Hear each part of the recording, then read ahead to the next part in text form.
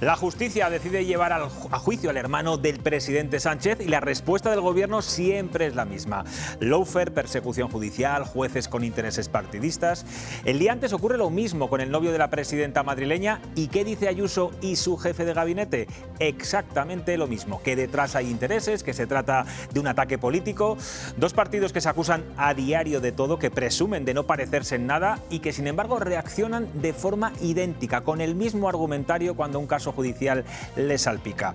¿Coincidencia, casualidad o simplemente la prueba de que cuando se trata de proteger a los suyos, ambos partidos recurren al mismo manual de defensa? Aquí arranca Cuestión de Prioridades.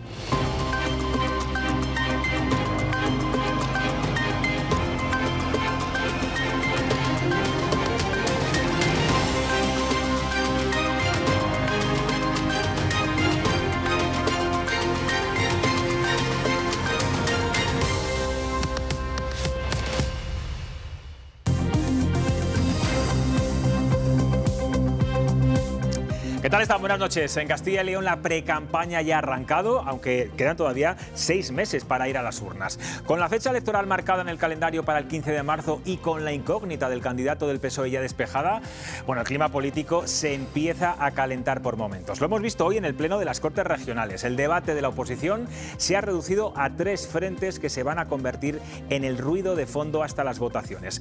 Los graves incendios de este verano, el caso de la trama eólica y la inmigración.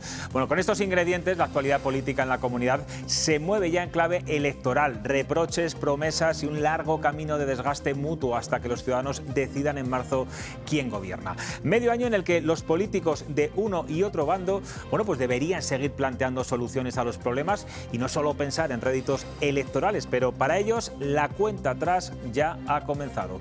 Miriam Polo, buenas noches. Buenas noches, José Luis. Bueno, hoy en la sesión de control ha arrancado con un pequeño encontronazo entre el Grupo Parlamentario Socialista y el presidente de las Cortes. Pues efectivamente, todo ha empezado cuando el Grupo Socialista ha pedido un minuto de silencio por las víctimas de Gaza y el presidente de las Cortes de Vox se lo ha negado.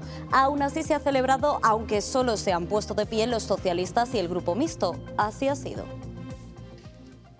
Antes de comenzar con las preguntas, sí que nos gustaría proponer, por parte del Grupo Parlamentario Socialista, un minuto de silencio por las decenas de miles asesinados en Gaza por el genocidio del Estado de Israel. Creo que es una decisión del presidente, no lo hemos hecho en otras muchas ocasiones, que ha habido otras situaciones parecidas en otros sitios del mundo. Siempre las hemos respetado cuando han sido producidas por desgracias o catástrofes en este país. Y ahora mismo, pues, este presidente no lo considera oportuno ahora mismo. Este grupo parlamentario va a guardar unos instantes de silencio por solidaridad y por respeto con las miles y miles de víctimas, entre ellos 20.000 niños.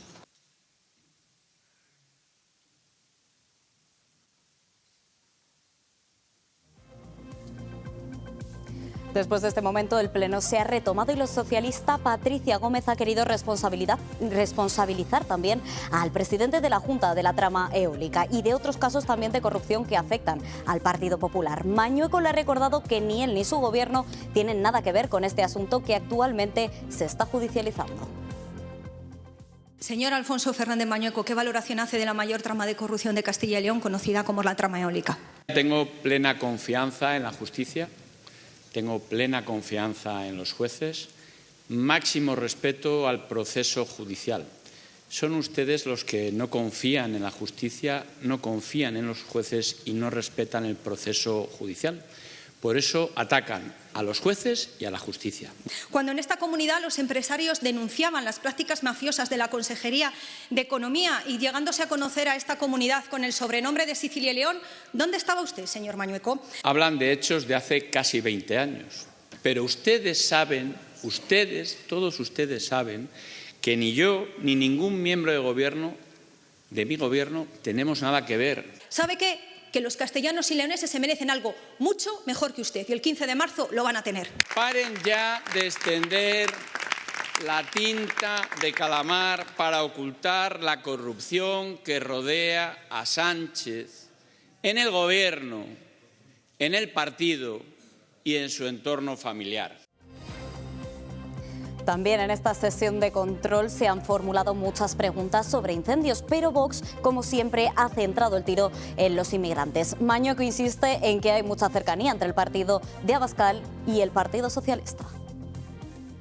Mire, hace apenas 15 días ustedes tuvieron la oportunidad, una nueva oportunidad. Ya van 5 de oponerse a la inmigración ilegal en Castilla y León. ¿Y saben lo que hicieron? Votaron con esos señores del Partido Socialista. A lo mejor vuelve a tener muy complicado ser presidente de la Junta, señor Mañueco. Cumpliremos la ley como cuando ustedes estaban en el Gobierno de Castilla y León. Y ya saben que la decisión que ha tomado Sánchez es una decisión que hemos recurrido. Ustedes lo saben muy bien. Y sabiendo eso ustedes, ¿por qué atacan al Partido Popular? ¿Por qué no atacan al Partido Socialista? ¿Por qué no atacan al señor Sánchez, señoría? Bueno, hacía referencia el presidente a esa pinza entre el Partido Socialista y Vox de la que tanto se está hablando últimamente en muchas crónicas y que, bueno, es un argumento que utiliza el Partido Popular también para atacar al partido de Santiago Abascal.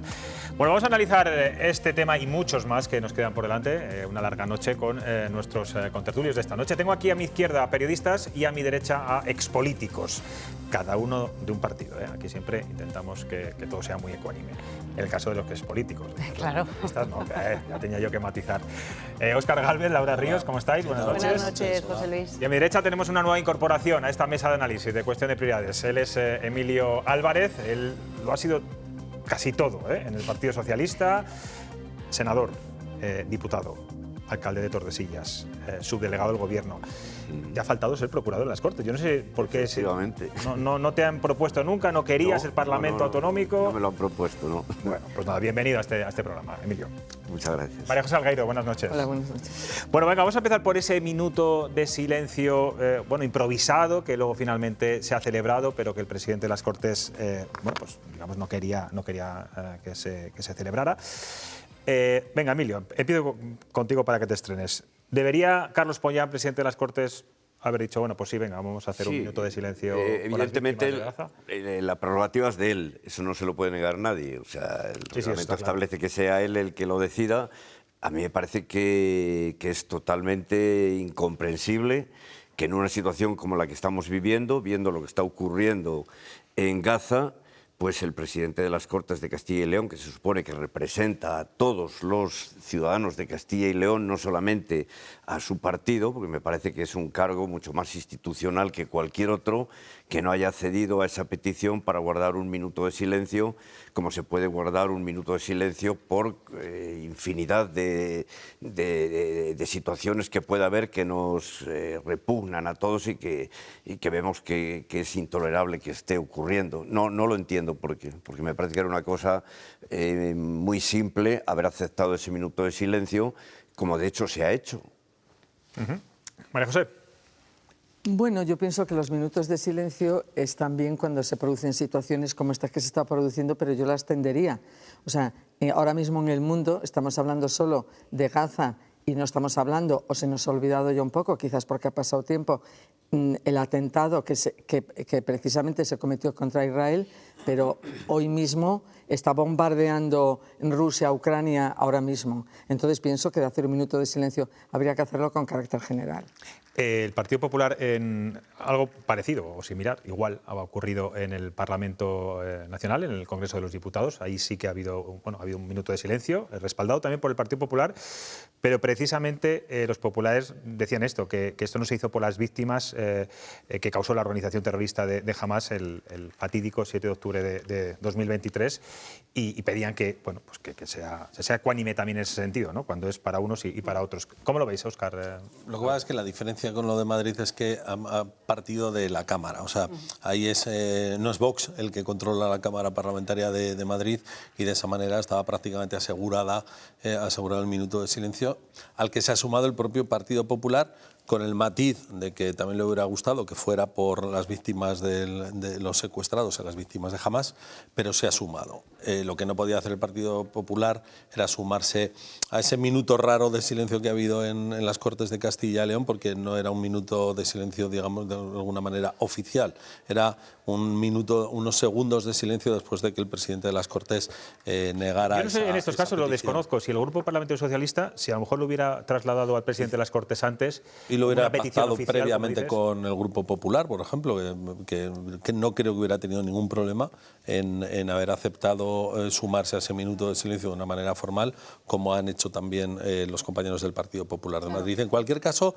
Lo que pasa es que es verdad, Óscar, que al ser una prerrogativa, como decís, del presidente de las Cortes, que es de Vox, Vox en Madrid, en el Congreso, se ha ausentado. Se ha ausentado, o sea, efectivamente. Yo creo que aunque se hubiera hecho de forma oficial, ese minuto... aquí eso Vox, ¿no? En cualquier caso, el minuto de silencio no se ha producido, pero lo que quería el Partido Socialista sí ha tenido lugar, que era que se visualizara la negativa de Vox a hacer el apoyo explícito a las víctimas de la masacre, genocidio, llámalo como quieras, en Palestina, y su minuto de gloria. Si es que hemos abierto el programa Cuestión de Prioridades precisamente con eso, con ese no minuto de silencio, por decirlo de alguna manera. Misión cumplida para el Partido Socialista.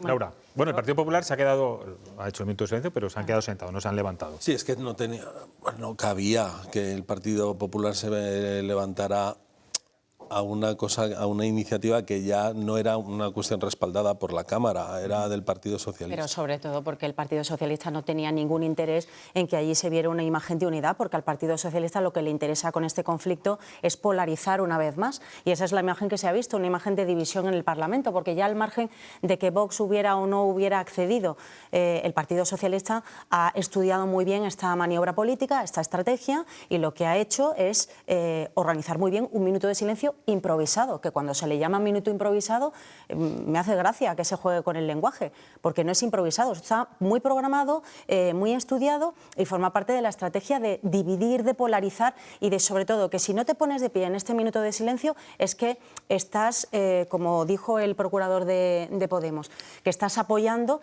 esa masacre. Sinceramente, me parece... Yo no creo que sea una estrategia deliberada, que haya sido una estrategia. Es verdad que se podía haber planteado primeramente al presidente de las Cortes o haberlo hablado con el Partido Popular y haber conseguido esa mayor unidad. Pero yo quiero pensar que era tan evidente que el Partido Popular iba a apoyar el minuto de silencio que no lo han dado, o que incluso el presidente de las Cortes. Es que yo vuelvo a insistir otra vez en lo mismo. Es que a mí me parece que el presidente de las Cortes tiene que tener una independencia, aunque sea de un partido, y creo que hasta ahora los distintos presidentes que ha habido en las Cortes de Castilla y León, yo creo que así lo han... María José, tú lo conoces mejor que yo. Es que él representa a todos. Por supuesto, si un grupo le pide un minuto de silencio... Pero es que entonces en el próximo pleno, ¿por qué se le pedirá? Entonces cada pleno vamos a estrenar un minuto de silencio improvisado con cada una de las causas que hay abiertas por el mundo. Claro que las hay, por favor. Justificar una petición al presidente de las Cortes en solo por lo que está ocurriendo, y vamos a hablar de ello con el asunto podría ser perfectamente. Yo creo que esta podría ser perfectamente una razón para solicitar ese minuto de silencio. Por supuesto, pero lo que se ha conseguido es un doble efecto. Por un lado, dejar en evidencia a Vox, pero diga usted, si es que no ha utilizado los cauces que se establecen en la Cámara Autonómica para solicitar ese minuto de silencio, para acordarlo con el resto del grupo. Eso ha sido una descortesía institucional para empezar. Y en segundo lugar, porque has dejado en evidencia lo que pretendías, que es la imagen de los procuradores supersolidarios del Partido Socialista y de Podemos en este caso, de pie. Y los demás son unos insolidarios, sentados. Pero alguien se puede creer, Óscar, por favor, alguien se puede creer de verdad que los que estaban sentados no están en contra de lo que está ocurriendo allí en Gaza, por favor. Quien haga esa lectura, Eso es lo que pretende el Partido diputados, Socialista con esos procuradores del PP discursos sentados, y se Podemos equivocaría. con ese discurso equivoca también. ¿Qué ocurrió también en la Vuelta Los Ciclista, gestos de los Óscar? procuradores Por favor. socialistas, de los procuradores del Partido Popular eran claros, eran gestos serios. Claro. O sea, y todos conocemos perfectamente cómo se ponen los procuradores cuando el otro grupo, el de enfrente, todos han hace aceptado ese algo minuto de silencio y cada uno... Claro, O sea, y de hecho, era es una cuestión un gesto de serio, claro. pero no El se minuto podían de levantar silencio se ha porque no era un mantenido, minuto de porque se ha verdad. realizado. Exacto. Sí, que el propio Sí, porque presidente podía haberlo impedido, a lo mejor. podía haber reiniciado el pleno y, Sí. y es cuando no se hubiera respetado el minuto de silencio. Pero de hecho es que se ha mantenido el Yo minuto creo que en de un tema silencio. tan delicado como este, una cuestión humanitaria... Hombre, yo no, está muy yo feo no- que el presidente lo hubiera impedido, ¿no? Yo no Claro, voy a dar claro. lecciones a nadie, mucho menos al presidente de las Cortes, pero creo que hubiera sido de todo un detalle por su parte si él consideraba que deberían habérselo consultado antes, haberle reprochado al Grupo Socialista que no se lo hayan dicho antes o que no lo hayan acordado con los demás grupos y acto seguido, dada la gravedad de lo que se está denunciando, proceder al minuto de silencio. Es que las elecciones sobrevuelan ya en toda Bueno, es que esto las es parte de lo Cortes. que vamos a ver a partir de Las ahora. elecciones sobrevuelan y Pollán es un futurible candidato de Vox. Sí, efectivamente. Y entonces, claro, también tiene que tener cuidado con sus gestos y sus decisiones. Como Bueno, yo casi presidente de diría las que es el Cortes. candidato de Vox. En fin. Bueno, me atrevería, fíjate lo que te Vale, digo, pues Óscar, me razón atrevería de más aquí mismo para- en este programa a decir que es el razón de más- candidato ya razón oficial. de más Vox. para tener cuidado con lo que hace que pueda molestar a su partido y pueda coartar sus posibilidades. Sí, pero de una ser cosa es ser candidato. posible candidato y otra, como dice Emilio, esa labor institucional representando a todos los castellanos y leoneses que a veces, la mayor parte de las veces, se le olvida. Bueno, vamos a cambiar de asunto. Vamos con un tema de máxima actualidad. David Sánchez, el hermano del presidente del Gobierno, se sentará finalmente en el banquillo acusado por presuntos delitos de fraude en la administración y malversación. Lo que se juzga es si su plaza como director de la Escuela de Música en Badajoz pudo manipularse para que él la ocupara y donde habría cobrado además un sueldo sin acudir, vamos a decir, de forma regular a su puesto de trabajo. Se investiga, por tanto, su contratación y el cobro de fondos públicos. Pero Miriam, no solamente a él. No solo se trata de David Sánchez, otros 10 investigados también se sentarán en el banquillo, entre ellos Miguel Ángel Gallardo, el líder de los socialistas en Extremadura, que ha copiado la técnica de Sánchez y ante la noticia ha respondido poniendo en duda a los magistrados. El hermano del presidente verá finalmente cómo su caso llega al banquillo después de que los tribunales rechazaran su recurso. Se le investiga por presuntos delitos de fraude de la administración y malversación relacionados con su plaza en la Escuela de Música de Badajoz y los indicios recabados apuntan a claramente, según dice el auto, muy claras en su contratación irregular y cobro de fondos públicos. Bueno, sí, hoy han medido un poco más sus mensajes, desde luego, los miembros del Gobierno. Miriam. Pues efectivamente vamos a verlo ahora, pero las reacciones del Partido Socialista y de todos los miembros del Gobierno han sido bastante más comedidas en el caso judicial del novio de la pareja de Isabel Díaz Ayuso, del hermano de Sánchez. Y vamos a verlo porque anteriormente es cierto que esos mensajes eran mucho más críticos con su posición y de defender al Partido Socialista, pero sin embargo ahora parece que guardan silencio.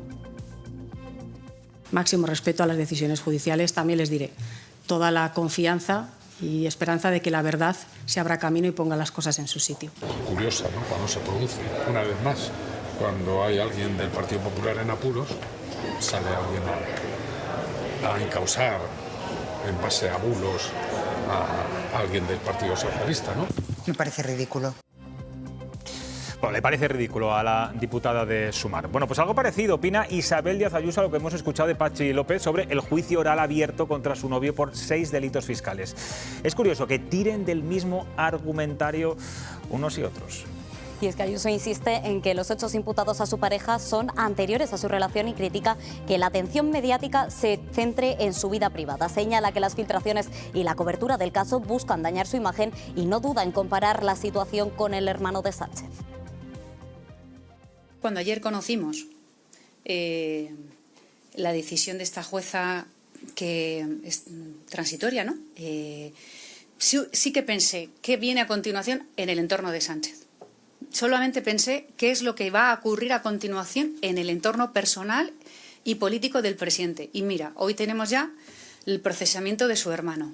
Yo lo que veo es que en España los escándalos tienen el tamaño y la duración que a Sánchez le conviene. Una inspección fiscal que se produce hacia una persona cuando empieza a ser mi pareja, de una etapa en la que no era mi pareja, que no tienen nada que ver con mi gestión en la Comunidad de Madrid. Bueno, hay medios que ya apuntan y publican que la audiencia de Badajoz no descarta la influencia de Pedro Sánchez. En este caso, bueno, pues ser, como estamos diciendo estos últimos meses, el hermanísimo. María José, ¿tiene razón Ayuso cuando dice que cada vez que Sánchez le va mal avanza a peor la situación judicial de su pareja? Ha llegado a decir, los escándalos tienen el tamaño que a Sánchez le conviene. ¿Qué opinas? Bueno, pues no lo sé, no me voy a pronunciar exactamente sobre eso, ¿no?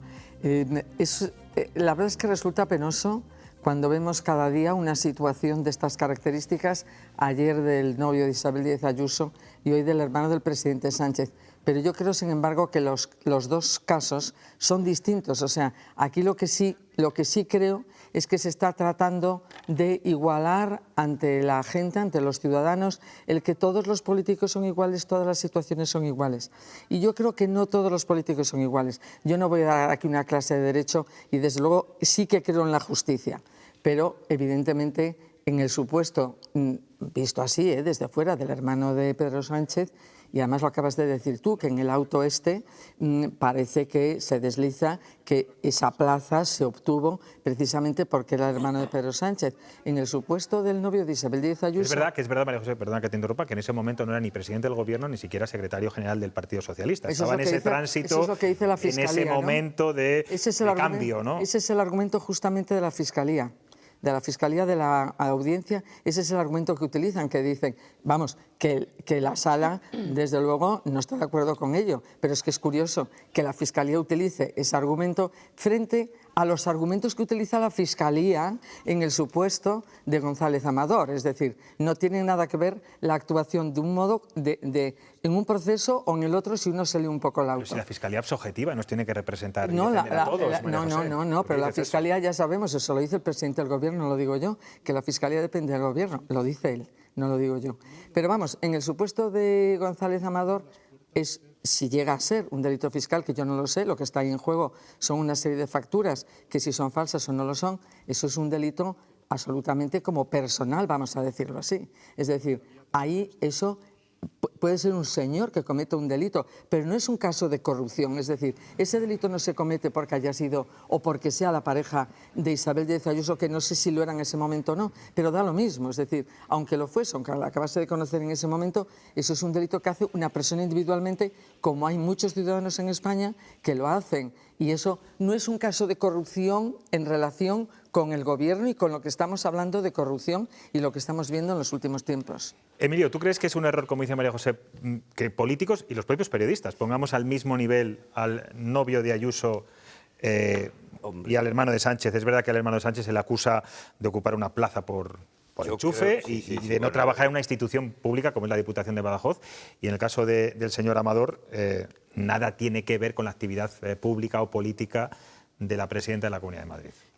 Vamos a ver, yo estoy de acuerdo con dos de las afirmaciones que ha hecho María José al principio. Primeramente, la confianza total en la justicia. Me parece que ahí deberíamos ser todos más prudentes y esperar que se celebren los juicios, porque evidentemente tanto en un caso como en otro se va a abrir el juicio oral y entonces es cuando ahí se va a ver si se demuestra o no se demuestra de lo que les están acusando. Estoy de acuerdo también con María José en que son dos casos totalmente diferentes, pero ya en la diferenciación de uno y otro es en lo que probablemente no estemos de acuerdo, porque estamos hablando en un caso de prevaricación administrativa y tráfico de influencias, si es que las hubo, porque tú has señalado perfectamente, y esa es la realidad, no es que lo diga la Fiscalía, María José, es que evidentemente Pedro Sánchez no era ni presidente del Gobierno ni secretario general, acaba de perder y estaba haciendo su campaña. Estaba en ese tránsito de querer volver otra vez a liderar el partido. Con lo cual es en lo que se basaba la defensa de David Sánchez para decir que lo que la audiencia pretendía no podía ser verdad porque realmente no podía haber ese tráfico de influencias cuando Pedro Sánchez no era nadie en ese momento. Bueno, tú sabes de todas las maneras lo que duran los procesos, ¿eh? Sí, o sea, los procesos no son de un día para otro, cuando se saca una plaza en la administración. Por supuesto, pero sería más a mi favor a lo que yo estoy diciendo. hay otra razón también que yo veo diferente. En el caso de David Sánchez... Que el hermano de Pedro Sánchez pidió, y esto creo que está acreditado, buscar un piso en Badajoz antes de saber que tenía la plaza, lo cual también, bueno, pues lleva... Sí, puede ser un abogado, indicio de que puede llevar de que algo sabía, claro, su vida iba a cambiar, o se iba a tener que desplazar pero, a otra ciudad. pero en ese caso hay otra diferencia, para mí me parece fundamental. Bueno, aparte de la gravedad del delito. En un caso, como digo, estamos hablando de prevaricación administrativa y tráfico de influencias, que es lo que dice la audiencia, y en el caso de González Amador estamos hablando de 6 delitos diferentes, 2 contra la hacienda pública, 2 de falsedad documental, otro delito continuado contable y otro que veremos a ver qué quiere decir eso. Le acusa de pertenencia a grupo criminal. Entonces, me parece que la gravedad de un caso no tiene nada que ver con lo que hace el otro. En este segundo, de González Amador, estamos hablando de la acusación es de haber defraudado 350.000 euros a Hacienda entre el 2020 y 2021. Y otra diferencia también fundamental, el que fuera o no fuera pareja de Ayuso, yo creo que el problema le ha creado ella, que ha sido ella la que en el momento que sale todo este escándalo, en vez de decir es un problema suyo, que se defienda él, ha salido en tromba acusando a Pedro Sánchez, porque ya Pedro Sánchez es como un mantra.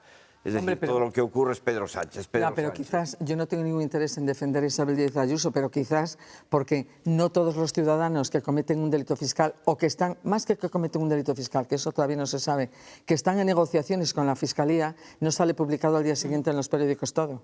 Entonces, claro, es normal que te sientas aludido. ¿Y eso por qué es? O sea, porque de repente ha sonado la china que se llama González Amador. Sale porque es la pareja de Isabel Díaz Ayuso. Podría haber hecho Isabel Díaz Ayuso, dándote la razón en parte a eso que comentas, podía haber hecho después de salir la primera vez o de hacer un apunte, decir, es mi pareja, pero yo no voy a seguir metiéndome en este asunto.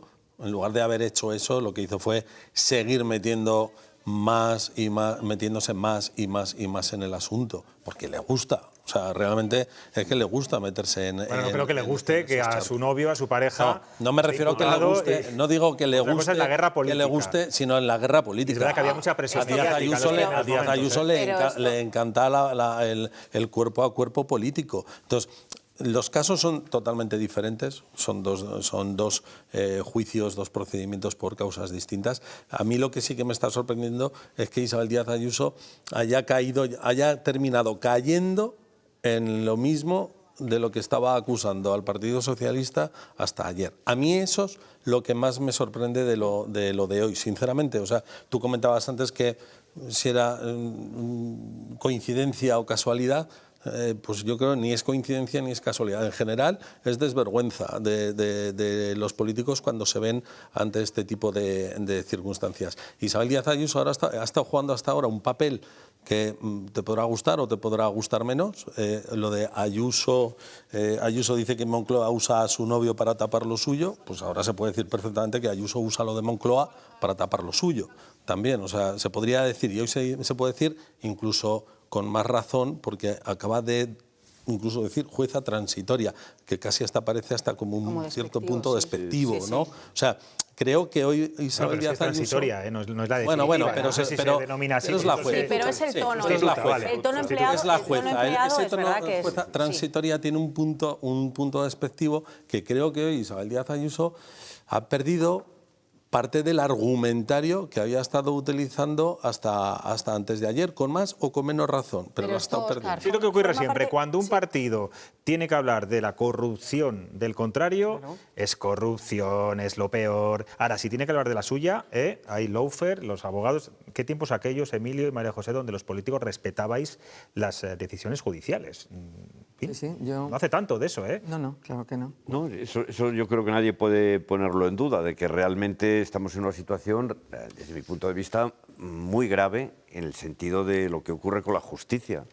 Porque es que yo creo que hay una desconfianza total. ¿Pero por culpa del político o de la justicia? Yo creo que ha habido jueces que se lo han ganado a pulso también, porque ha habido decisiones que están tomando... Yo no estoy de acuerdo. Pues entonces no estamos defendiendo ni estamos respetando No, totalmente. Incluso, a la justicia. Sí, porque yo te digo, incluso reconociendo que, creyendo que hay jueces que realmente no están tomando las decisiones adecuadas. Yo, lo he dicho desde el principio, yo respeto la justicia y quiero que sigan los procesos adelante hasta que se celebren los juicios y se pueda determinar si realmente es así o no. Lo cual no quita que haya actuaciones, claro, no voy a mencionar aquí, pero creo que está en la mente de todos, o sea, jueces que han tomado decisiones que parecen más bien disparatadas. El problema, Emilio, fíjate, ahora te doy la palabra, María José, que cuando se juzga de esa manera a un juez, a dos jueces, a tres jueces, el daño que se hace al sistema judicial es tremendo, a todo el sistema judicial, porque es verdad que... Bueno, los jueces están indefensos muchas veces. Ellos no pueden defenderse de todo este tipo de acusaciones. Yo entrevistaba la semana pasada a José María Macías, que es magistrado del Tribunal Constitucional.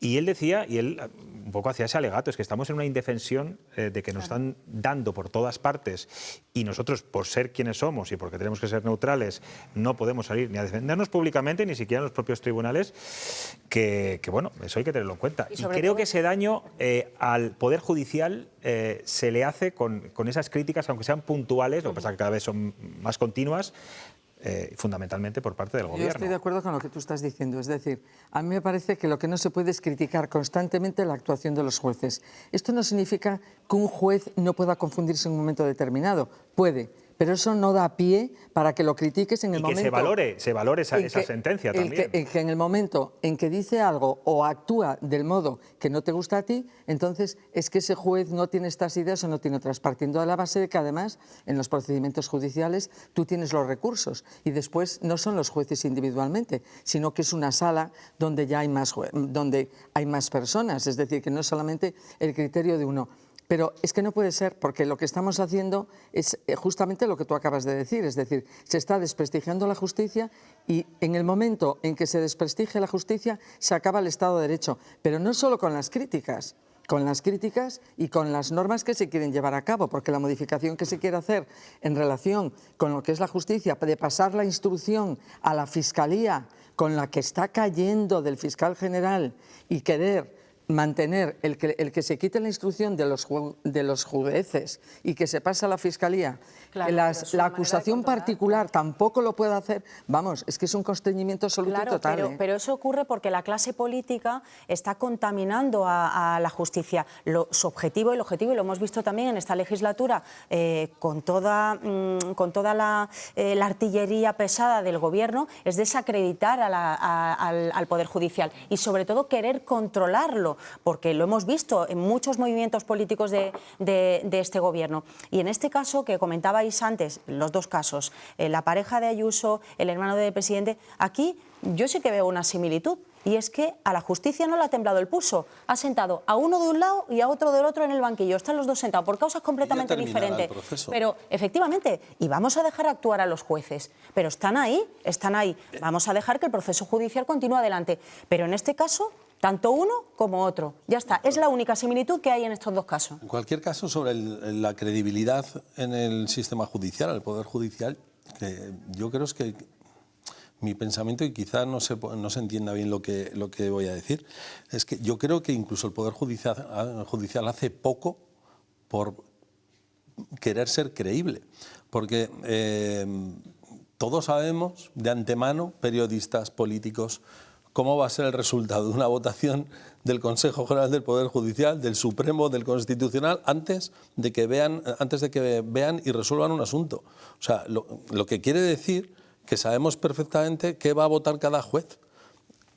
Bueno, pero yo, por ejemplo, yo no sé qué va a decir el juez en el caso del señor Amador, ni en el caso del señor Sánchez. ¿No sois conscientes de que cada vez que va un asunto al Constitucional o al Supremo ya se sabe cuál va a ser el resultado? Yo creo que hay que separar, Óscar, hay que separar la justicia ordinaria de ciertas instituciones más politizadas dentro del Poder Judicial. El judicial es el mismo, y al partido de turno, en este caso el partido. Pero la presidenta del Consejo General del Poder Judicial dice las cosas bien claritas, la presidenta del Consejo General del Poder Judicial. Por eso digo que... Y no es sospechosa. Igual Y no es sospechosa. Mira que lo dice clarito, ¿eh? Igual iba a costar que se me entendiera lo que quería decir, pero a mí sí que me sorprende que el posicionamiento siempre de un tribunal o del otro ya sabemos cuál va a ser. Eso quiere decir que hay unas ideas. Pero es más bien yo creo que es más bien del Constitucional que el del Supremo. El del Supremo porque oímos determinados supuestos, pero el Supremo tiene múltiples salas, múltiples cosas y, bueno, me parece a mí que quizás eso se aplique más al Constitucional que al Supremo. Bueno, porque están muy divididos. En el Constitucional se recusó al magistrado que os decía yo el otro día simplemente por dar su opinión en un informe previo diciendo que la ley de amnistía era inconstitucional y se le ha sacado de esa parte. Pues eso está bien. Os quiero preguntar porque esta tarde se ha votado la delegación de competencias de inmigración para Cataluña y ha salido con el no de la mayor parte de los grupos parlamentarios. Ha votado contra Vox, ha votado contra el PP, pero también lo ha hecho finalmente Podemos, ha dado esa puntilla, digamos, y dos diputados de Sumar, que son más críticos, en este caso de Compromís, porque Sumar sí que, como partido, ha votado a favor y ha permitido, bueno, pues que se rompa esa disciplina de voto en el caso de estos dos diputados. Emilio, si Junts y Puigdemont no consiguen absolutamente nada de Sánchez, porque ni están consiguiendo que Puigdemont vuelva a España, ni que la malversación pueda saltar por los aires, veremos a ver qué ocurre con las lenguas oficiales en las empresas y en las instituciones europeas. Está poniendo al límite la estabilidad de esta legislatura. ¿Crees que Puigdemont va a ser, permítame que te lo diga así, esa mosca cojonera que va a tener Pedro Sánchez ahí y que en algún momento esto pueda caer? Bueno, yo creo, ahí voy a dar una opinión muy personal, la verdad. Creo que sí, efectivamente. Creo que Junts está jugando sucio desde el primer momento.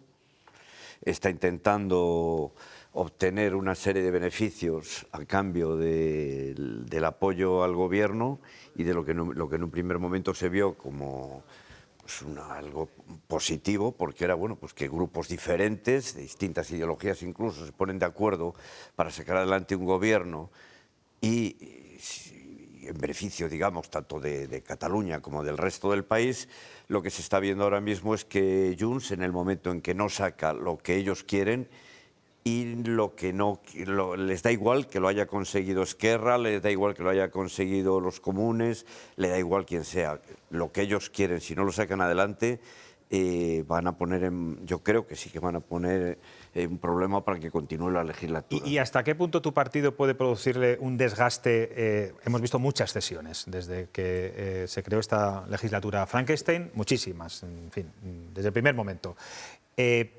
En este caso, por ejemplo, que estamos hablando, la cesión de competencias de inmigración a Cataluña, es verdad que el argumento que dice estos dos diputados de Sumar y que también defiende Podemos es bastante lógico. Es un partido xenófobo, racista, que quiere tener las competencias en inmigración precisamente para que haya un mayor control y evitar, por ejemplo, que los menores no acompañados entren en Cataluña, que es una de las exigencias que ya han manifestado.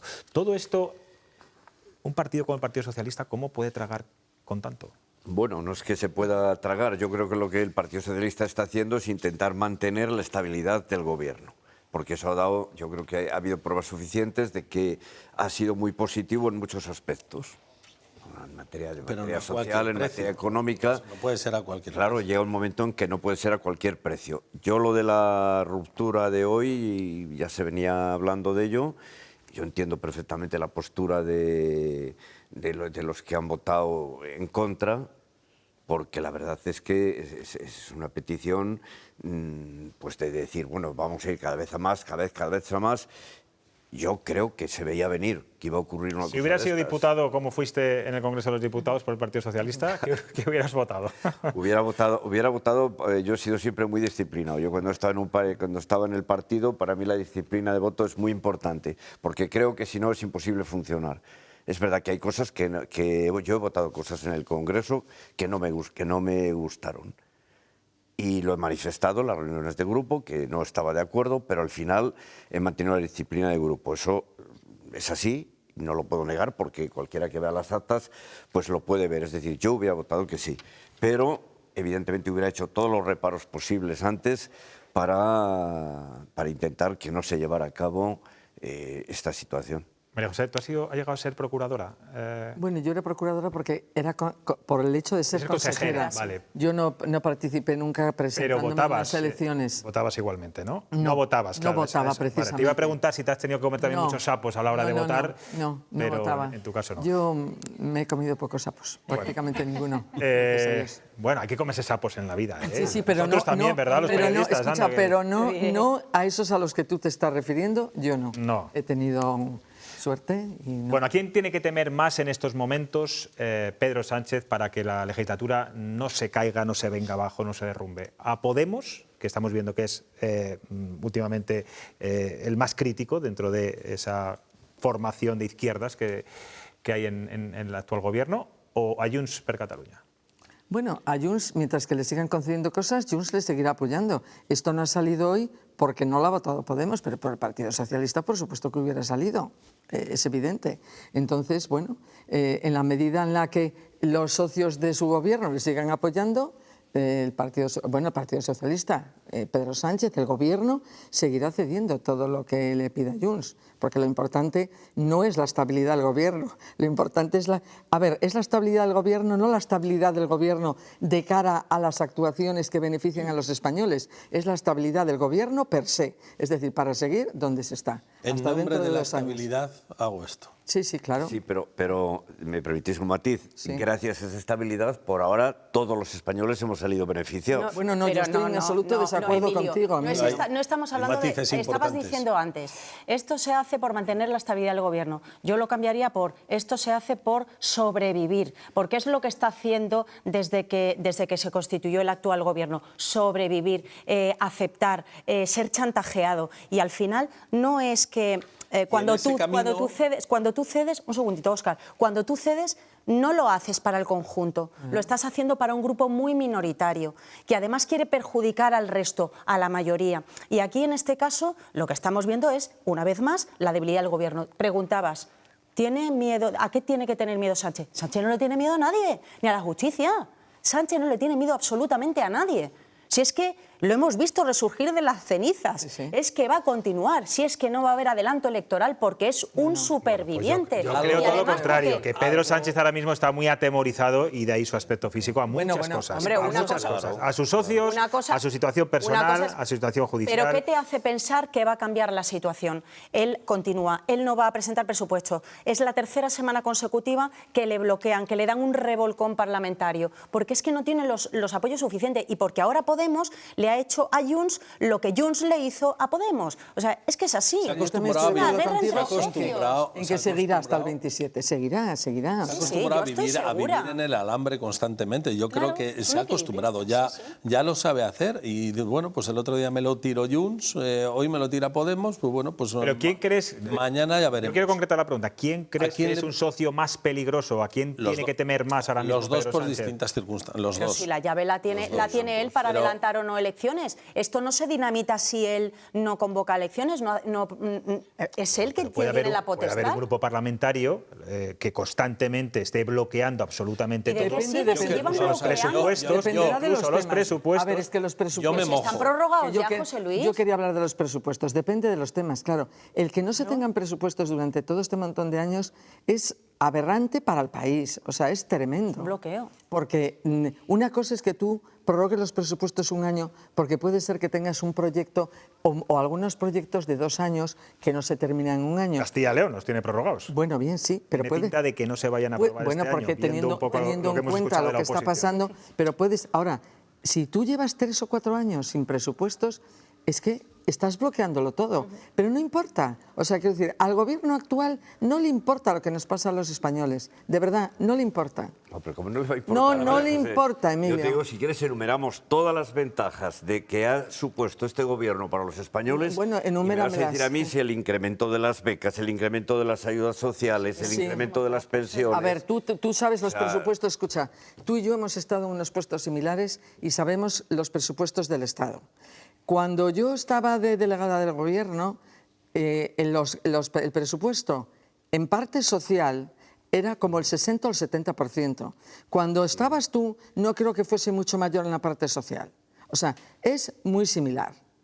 Pero eso no significa, claro, me estás hablando de ese tipo de temas. Muy similar en la parte social.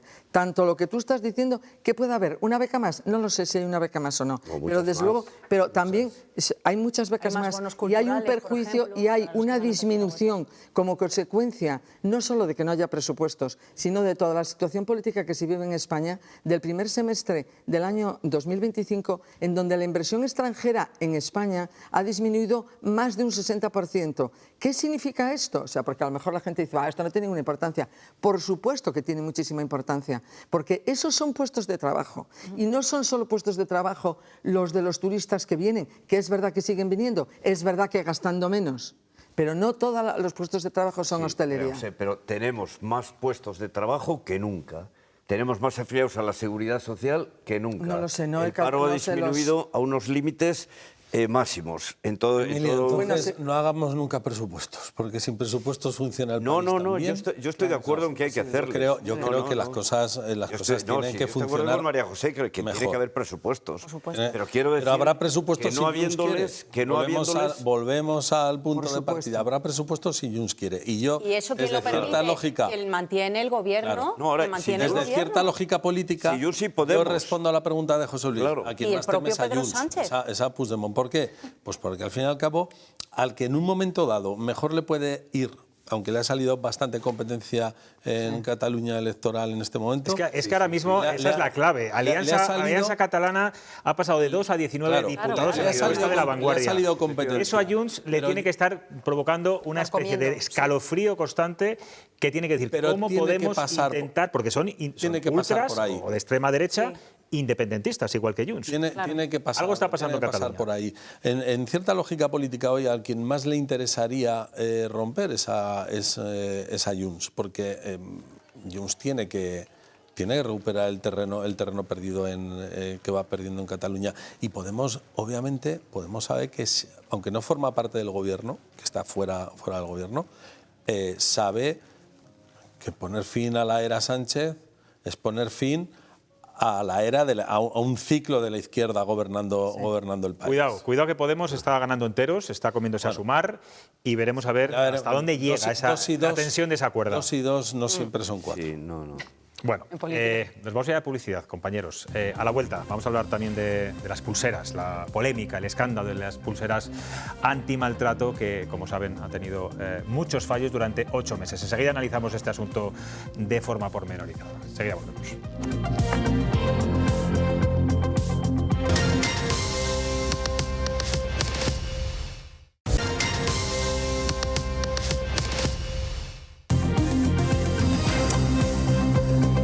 Estamos de vuelta en Cuestión de Prioridades. Los fallos continuos en las pulseras antimaltrato están poniendo contra las cuerdas a la ministra de Igualdad, a Ana Redondo. La falta de explicaciones claras y la opacidad del Ministerio han generado una crisis que parece insuperable. Cada día conocemos nuevos casos de víctimas de violencia de género que denuncian el mal funcionamiento de este sistema de protección. Los jueces están indignados, acusan también al Ministerio de ocultar la verdad y Redondo se ve cada vez más sola, aunque por ahora cuenta con el respaldo de su gobierno. Sin embargo, la ministra insiste en desmentir las críticas, calificándolas de bulos y asegurando que las pulseras funcionan actualmente de forma perfecta. Miriam, hoy lo ha vuelto a decir, de hecho. Y es que es además la nueva consigna de todo el Partido Socialista y el Gobierno. Insisten en que los fallos detectados con incidentes puntuales dentro de un sistema que en conjunto protege a las víctimas. Pilar Alegría respalda esta postura, subrayando que las pulseras funcionan correctamente y que el Ministerio trabaja para garantizar su eficacia y seguridad. Además, ha aprovechado para brindar su apoyo más que expreso a la ministra de Igualdad. No, creo que todo el servicio ha estado trabajando sistemáticamente para resolver todas las dificultades que hemos tenido en este proceso. Ahora mismo todo funciona correctamente, es lo importante. Se han superado las dificultades, todo funciona. Hemos salvado vidas y, de hecho, no hay ninguna mujer con el dispositivo puesto que haya sido asesinada. Seguiremos trabajando para mejorar las cosas. Es nuestra voluntad. Y sí, ya la pregunta que usted me decía, todo el respaldo a la ministra de Igualdad. Bueno, pues mientras el Gobierno le da a Ana Redondo todo su respaldo, todo su apoyo, el PP ha exigido hoy su dimisión en el Senado. Son muchas las voces populares que han salido a pedir que la ministra de Igualdad se vaya por este escándalo. La presión del Partido Popular en el Senado deja claro que la polémica de las pulseras antimaltrato ya no es solo técnica, sino que es una batalla política abierta. Los populares exigen responsabilidades inmediatas, piden transparencia y eficiencia en la protección de las víctimas. Y mientras el Gobierno mantiene su respaldo a Ana Redondo y defiende que se está reforzando los protocolos y corrigiendo fallos, la oposición aprieta reclamando respuestas claras y dimisiones. La ministra debe dimitir por los fallos en el contrato que permitieron que las pulseras fallaran. Debe dimitir por la ocultación de un sistema que puso en riesgo a miles y miles de mujeres. Debe dimitir por las mentiras de ayer, negando lo que jueces, fiscales, policías, trabajadores del centro, asociaciones de víctimas y mujeres víctimas han denunciado. Bueno, pues es una chapuza más del Gobierno de Pedro Sánchez. Hombre, es una verdadera chapuza pensar que ha habido mujeres que son víctimas de violencia de género y que han estado desprovistas, desprotegidas, que se les ha puesto en peligro. Esto pide una dimisión y responsabilidades políticas sin ninguna duda. Creo que estamos ante una situación muy grave, que debemos de tener toda la información, y desde aquí exijo al Gobierno de España toda la información, comunidad por comunidad y territorio por territorio. Bueno, pues a esta petición de dimisión también se suma Vox. Se suma y lo hace también lanzando un mensaje muy claro y contundente, bastante directo. Dice básicamente que el Gobierno hace una negligencia y acusa además de asegurar que las políticas de igualdad son feministas por electoralismo y no por proteger a las mujeres. Para el partido, los fallos en las pulseras antimaltrato no son incidentes aislados, sino una prueba de mala gestión. No solamente han puesto a los violadores en la calle con la ley del solo sí es sí, sino que además a los maltratadores se les ha dejado a su libre albedrío por la incompetencia manifiesta de este Gobierno. Lo avisaron los jueces, lo avisó el Consejo General del Poder Judicial, lo avisó la Fiscalía en la memoria anual de 2024. Lo sabían 3 ministros. El ministro de Justicia, el de Interior y la de Igualdad. Y ninguno ha hecho absolutamente nada. Bueno, pues si Ana Redondo debería estar, y seguramente lo esté, muy preocupada por este asunto que le toca de lleno, también debería estarlo Irene Montero y Podemos, porque fue con ella en el Ministerio cuando se llevó a cabo el cambio de la empresa de las pulseras y la migración de los datos. Ella culpa a Redondo y su partido a una campaña de desinformación de la derecha. El resto de socios piden también explicaciones. Los socios de Gobierno reconocen que no tienen más información sobre los fallos en las pulseras y que desconocen qué ha pasado exactamente. Aún así defienden de manera conjunta que el sistema funciona y protege a las víctimas, pero reconocen que la falta de transparencia del Ministerio de Igualdad con respecto a este asunto ha levantado ampollas dentro del Ejecutivo.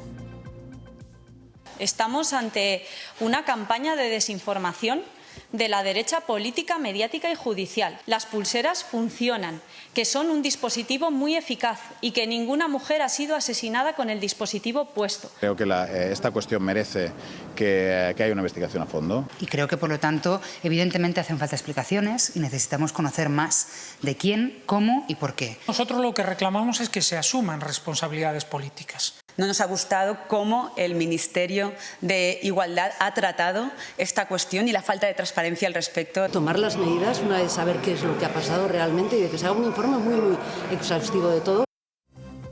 Miriam, ¿y qué opinan nuestros seguidores en las redes sociales sobre el futuro político de la vallisoletana Ana Redondo?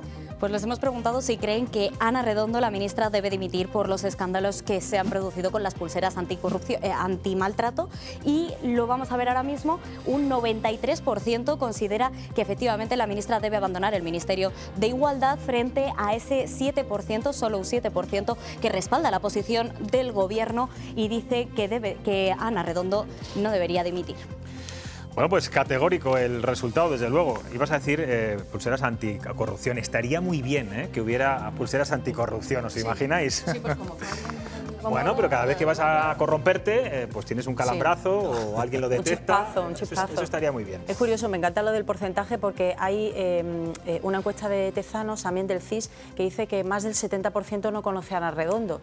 O sea, había atinado mucho en la encuesta. Esa encuesta fue antes de este escándalo. Sí, ¿no? sí, pero da igual. O sea, que no se conozca la ministra de Igualdad es bastante llamativo, ¿verdad? Me parece que es bastante llamativo, sobre todo por los gritos que pega en el Congreso. Porque... Vergüenza. Dijo. Emilio, voy a por ti, todas, ¿eh?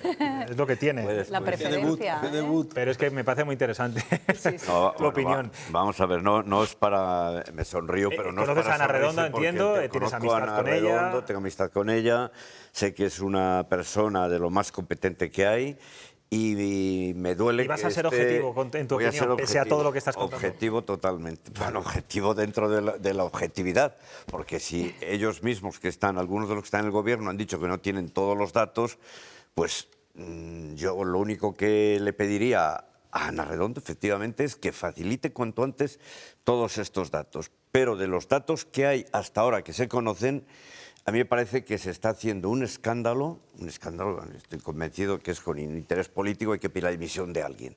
Bueno, pues ¿a quién ahora? Ana Redondo. Porque primero, las incidencias no, cuando se producen, ella no es ministra. Las incidencias no afectan al funcionamiento de las pulseras, afectan a los procesos judiciales. Es decir, que lo que falla es la transmisión de datos. Y esos procesos judiciales que se ven parados, eso es verdad que eso es lo que denuncia, que lo que han denunciado los jueces, se han reanudado en el momento en que les llegó otra vez esa información. Que hubo ese fallo es evidente. Mire, yo creo que por matizarte, creo que siendo ya ministra sí que se han producido muchas incidencias. Lo que 8 meses. Incidencias de este tipo, pero no de... Una cosa es la migración, el cambio de empresa, que eso sí lo hizo Irene Montero, y otra cosa son los problemas de funcionamiento de las propias pulseras de los maltratadores. Pero el funcionamiento no ha sido que hayan en ningún momento han estado desprotegidas las mujeres. Sí, estaban desprotegidas. Claro, el problema es que todavía no con se su nos ha maltratador dicho. en la calle. Imposible, no es cierto. Hombre, pero si lo han dicho, lo han dicho en todos los medios de comunicación, la gente hay un miente. informe también de la Guardia Civil. No es cierto. Pero bueno, el problema, es increíble. los datos que yo tengo y que ha facilitado el gobierno y se lo ha facilitado a todo el mundo también, es que las incidencias no afectan al funcionamiento de las pulseras, sino a la transmisión de datos. Mira, perdón, Emilio, yo me fío más de esas personas que salen ahí anónimas con una voz desfigurada para que su maltratador no la siga que de lo que diga el gobierno, que no ha dicho nada más que era un bulo y que era un invento. A ver, lo inventa el Consejo General del Poder Judicial, lo inventa la policía. No. O sea, mira, María José, no eres tú, María José sufrió los fallos de la pulsera antimaltrato. La cambiaron 3 veces. Eso es un fallo. Y llámalo incidente puntual, fallo técnico. Hay mujeres que han quedado desprotegidas. Y es un asunto muy delicado. Me da igual que sea por migración de datos. Me da igual porque la tecnología, hay que aceptarlo, la tecnología ayuda, pero también falla.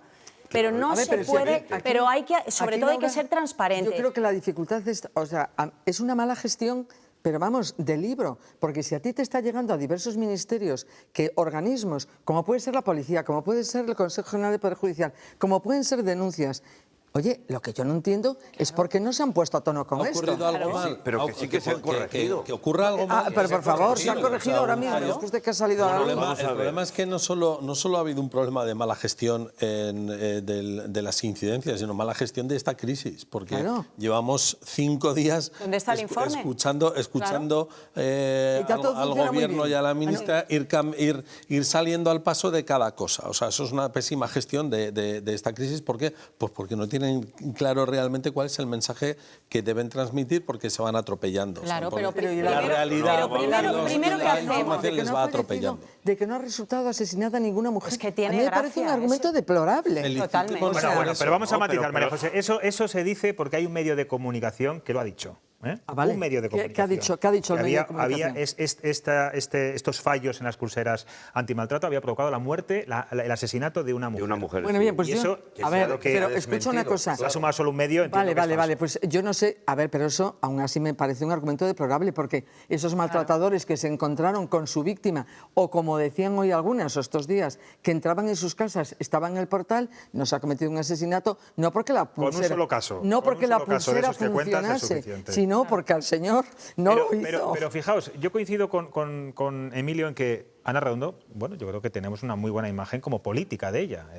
Ha sido portavoz aquí en el Ayuntamiento, ha sido concejal de Cultura, fue portavoz en las Cortes de Castilla y León. Creo que es una mujer con un cierto nivel, además intelectual, desde un punto de vista... bueno, por encima de la media. Ella ha estudiado Derecho, en fin.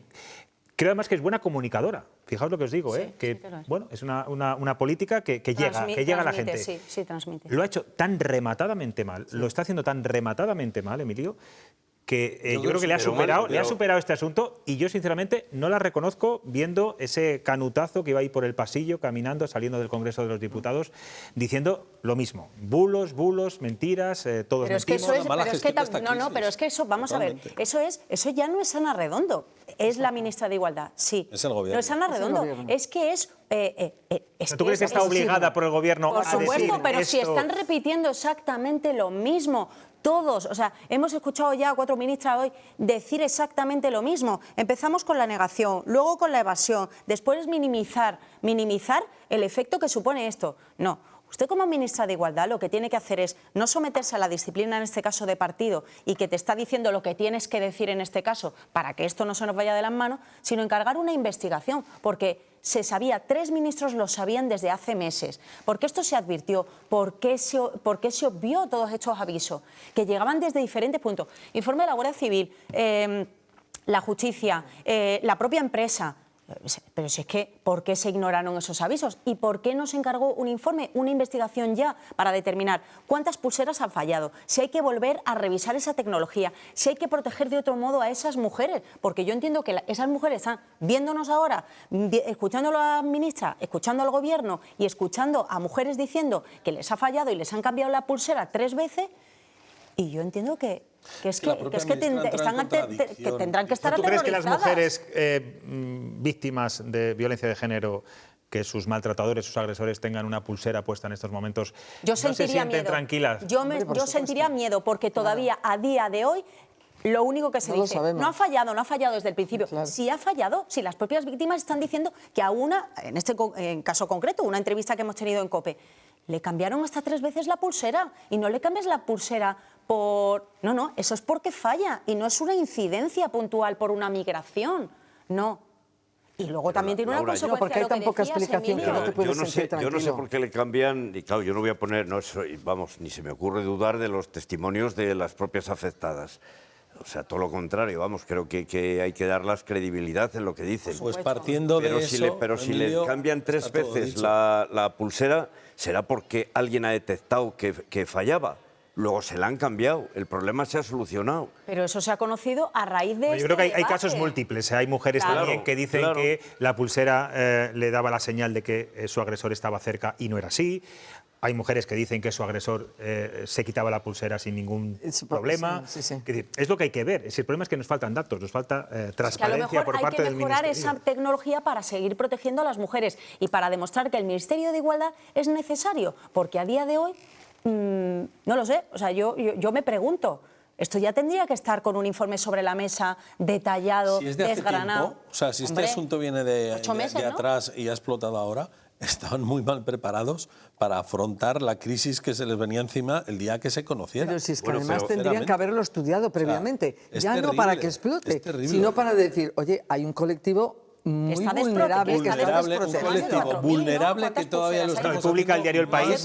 El diario El País, que insisto también no es sospechoso y que está publicando muchas informaciones sobre este asunto, que Igualdad, el Ministerio de Igualdad y Vodafone admitieron en una reunión que las pulseras antimaltrato incumplían algunas condiciones. O sea que era conocido y muy conocido dentro del Ministerio y del propio Gobierno que estas cosas estaban pasando. Esto requiere una comparecencia urgentísima de la ministra. No sé si hay que esperar a que tenga todos los datos. Bueno, en teoría el jueves el Congreso se la reprueba y hablará. Pero ni comisiones de investigación ni nada, no. Un informe del Ministerio, el equipo entero trabajando para saber qué está fallando. El Congreso el jueves. Pero no, me parece que no es ella la que va a comparecer.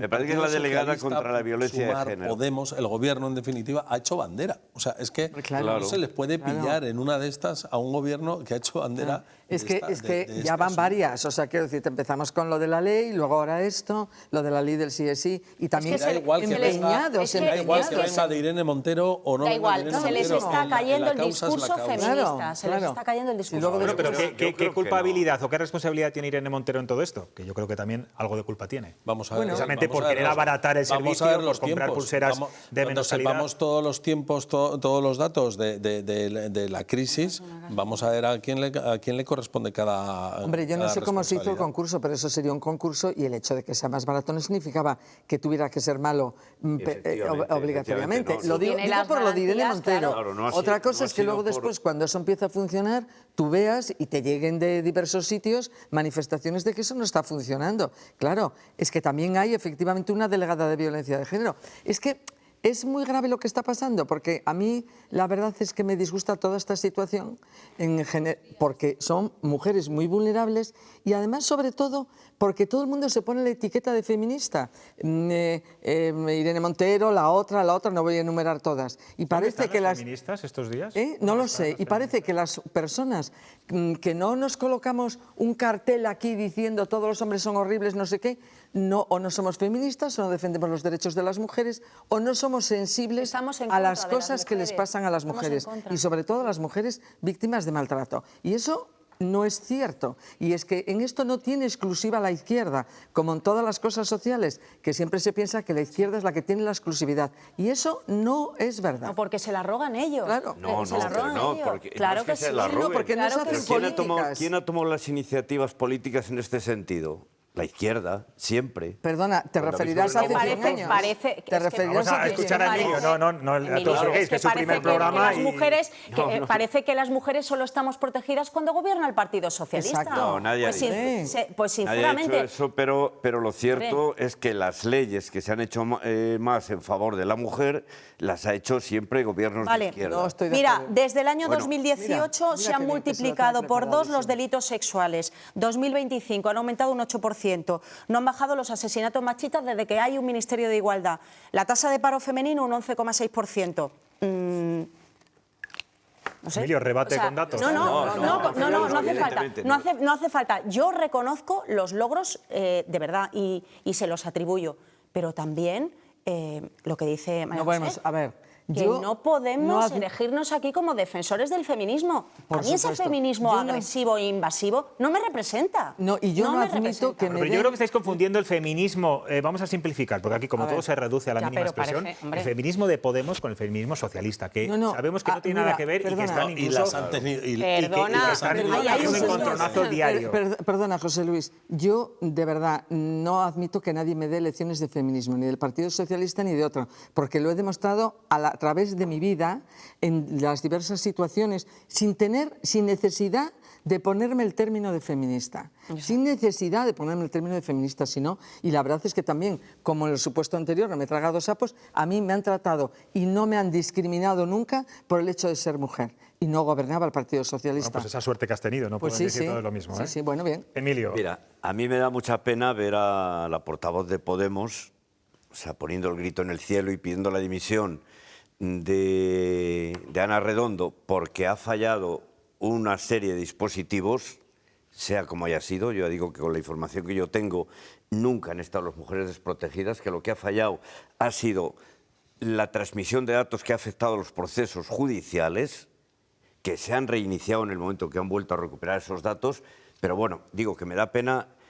una persona que pertenece a un partido que niega la violencia de género, que la niega sistemáticamente, que sea capaz de pedir ahora la dimisión. Te refieres a Vox. Sí, has dicho Podemos. Ha dicho Podemos, ha dicho Podemos, claro, claro. Te estás refiriendo a la Te refieres a portavoz Pepa de- Millán de Vox. Sí, a Pepa Millán, sí, pero quería decir a Vox Sí, sí, sí.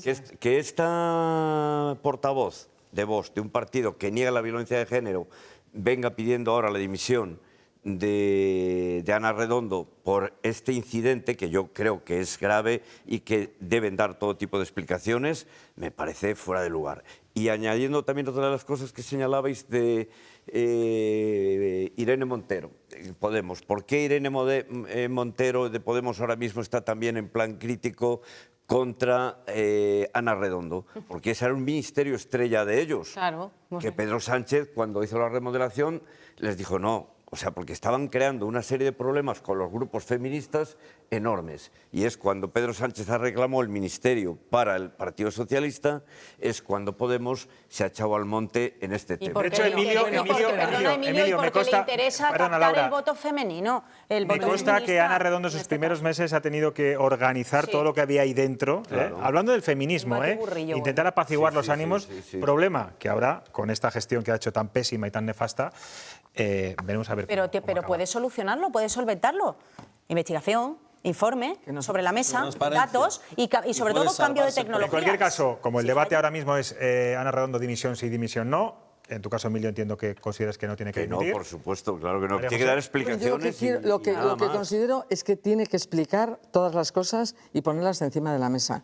Luego, aquí no dimite nadie. Exacto.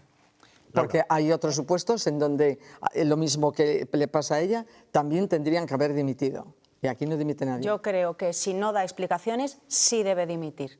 O sí debe ser cesada. Pero vamos a darle el voto de confianza de que lo explique. ¿Qué ha pasado? Y si algo no funciona, que se cambie. Pero que haga algo. Explicaciones. Oscar, explicaciones de momento y luego ya se verá. Pero primero explicaciones. Que el sistema está cambiado. El sistema ahora mismo, ella ha asegurado que funciona perfectamente. Pero lleva asegurándolo desde el minuto 1. Sí. De todas formas, Emilio, faltaría más que a día de hoy siguiera fallando después de todo. ¿Qué garantías tiene? Bueno, yo tengo dudas de si sigue funcionando o no, perdona. Vamos a confiar en que actualmente hombre, esperemos sobre todo que funcione. Ya veremos si algo que durante no sé cuántos meses no ha funcionado, de repente en 5 días ya funciona. Claro. Transparencia. Yo tengo un poco de duda. Lo que necesitamos en estos momentos. Bueno, hoy nuestro dibujante Chema Nieto se ha fijado en un tema de plena actualidad, como es la condonación de la deuda del Gobierno a las comunidades. Pues es que resulta que los territorios forales también quieren sacar tajada de todo esto. Vean.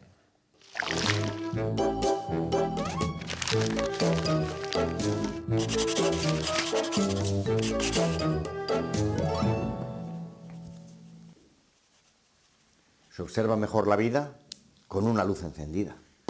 El País Vasco y Navarra han pedido compensaciones al Gobierno central para que no les afecte el reparto de la deuda autonómica condonada a las comunidades por el acuerdo del Gobierno con los nacionalistas catalanes.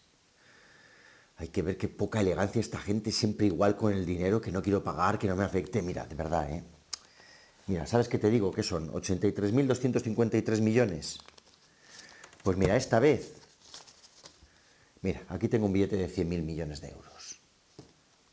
Esta ronda corre de nuestra cuenta, hombre. ¿Y sabes qué te digo? Pedro, quédate con la vuelta. Será por dinero. Más luz en cada rincón de Castilla y de León. Pues ahí ven, está espléndido, Chema Nieto, 20.000 millones de euros. Qué bien pagan los dibujantes. Que se paga bien, se paga bien. Voy a cambiar de sector. Se paga bien. ¿Sois de los que dais propina, por cierto, vosotros? Sí, yo sí. Sí, también. Yo siempre. Sí. Oye, pero que yo... Perdona, vamos a ver, ¿por qué me miras? Es que pero no, siempre, a diario. ¿Tú me conoces, José Luis? ¿Es algo habitual o cuando el trato de camarero yo habitualmente. Hombre, si es un borde bordísimo, pues no. Pero si no en condiciones normales, sí. Sí. Bueno. Hombre, en la carnicería no doy la propina, pero si me tomo un zumito, pues sí. Yo no sé que sea un borde, como dice María José. Si es un borde, no. Claro, porque dices, bueno... Pero poco pues amable que sea, o que te ponga una tapita, ya, pues ya, para mí... Pero dentro de nada será obligatorio ya. Bueno, pues nos la impondrán. Bueno, a mí me la han impuesto el otro día en una terraza, en un restaurante en Salamanca, cuando he ido a pagar, era terraza, es verdad. Me han cobrado 20 euros por servicio de... El suplemento de terraza. Eso, pero lo tiene que indicar. 20 euros, Pero lo tiene que indicar. Lo indicaba, yo no lo había visto en el... Lo que se pone de moda ya también es cobrar el hielo. El hielo. También está puesto en algunos tickets. Pues lo que no se debería cobrar es el agua. El agua no se debería cobrar. A mí no me ha pasado, pero me han contado lo del hielo. Exacto. Bueno, sí. Pues nada, hoy tengo aquí a 4 contertulios que son, vamos, más espléndidos casi que Chema Nieto. Dan propinas así, por doquier. Si algún camarero está viéndolo y no es así, que me llame. El teléfono de aludidos. Que me ha parecido que esto ha sido un poco una fantasmada. María José, Emilio, ¿has estado a gusto? ¿Bien? Sí, por supuesto. Bueno, ¿repetirás? Por supuesto. Es la compañía, cuando queráis. Yo te llamaré. Laura, Óscar, gracias. Gracias. Mañana nos vemos, 11 menos 25 de la noche. Cuestión de prioridades, las 7 de Castilla y León Televisión. Descansen y disfruten. Adiós.